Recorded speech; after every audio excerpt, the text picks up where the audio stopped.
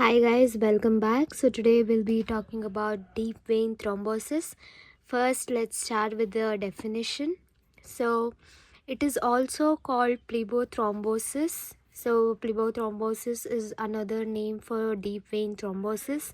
So it is an acute thrombosis of deep veins. It is a sesamoid clot in the vein which has got high tendency to develop pulmonary embolism and sudden death. So, post-operative immobilization, pressures on the calf muscles, sluggish blood flow, and prolonged bed rest are various factors which precipitate deep vein thrombosis. Commonly affects venous sinuses in the soleal muscles. So, this is a definition of the soleal deep vein thrombosis. So next we'll be talking about the etiology.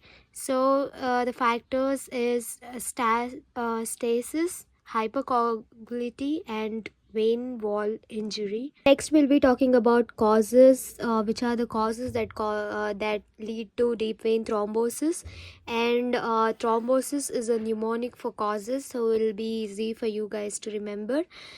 First one is trauma, like any injury to the vessel, like vein vessel.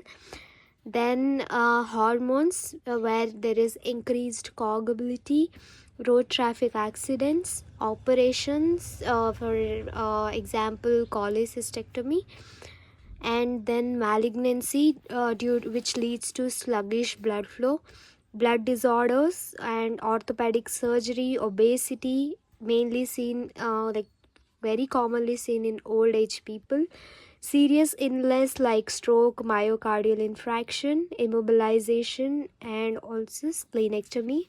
Next, we'll see clinical features in deep vein thrombosis. First one, mainly you'll see fever, that is low grade fever, and also with increased pulse rate.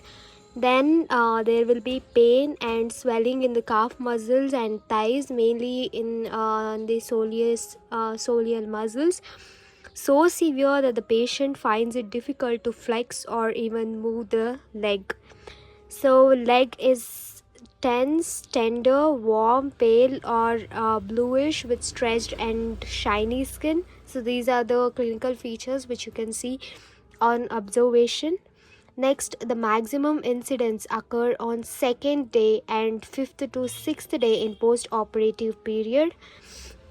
Then first complaint is usually edema, so you'll see swelling, and erythema, dilated veins of the leg, and dull aching or nagging pain in the calf muscles will be present. So next is signs and symptoms. We'll see what are the signs and symptoms. We'll do one of the main test is hormones test, where you'll make the patient to do forcible dorsiflexion of the foot, which results in severe pain in the calf region. So if there is a severe pain in the calf region when you ask the patient to do forcible dorsiflexion, then it's hormones test positive. Next is Morse's test, where tenderness of over calf muscle is seen on squeezing the muscle from side to side. Then you'll see discoloration of the skin, swelling, pain, tenderness, warmth, and the patient will have fever and chills and also weakness. So some of the important investigations, like main investigations which is done in DVT, is venous Doppler test and duplex scanning venogram. Next, we'll see what are the complications that we can see in DVT. First one, you'll see permanent edema of the limb. There will be permanent edema present. The limb will have an inverted beer bottle appearance.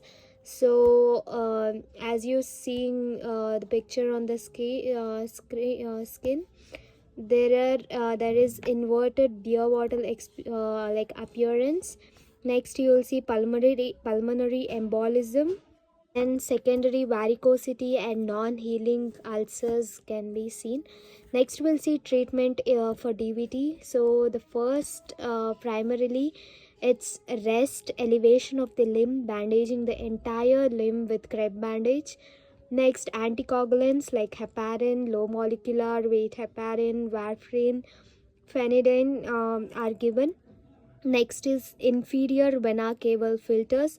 They can be inserted percutaneously via femoral vein in patients wherein lytic therapy is contraindicated.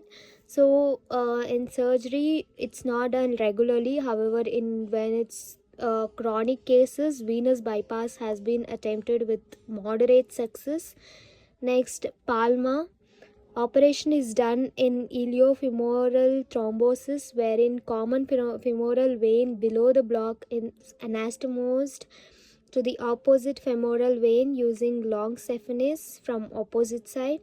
Mayhesson operation wherein popliteal vein is connected to long saphenous vein above.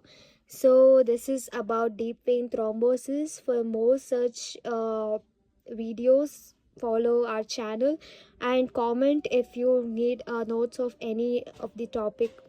Thank you.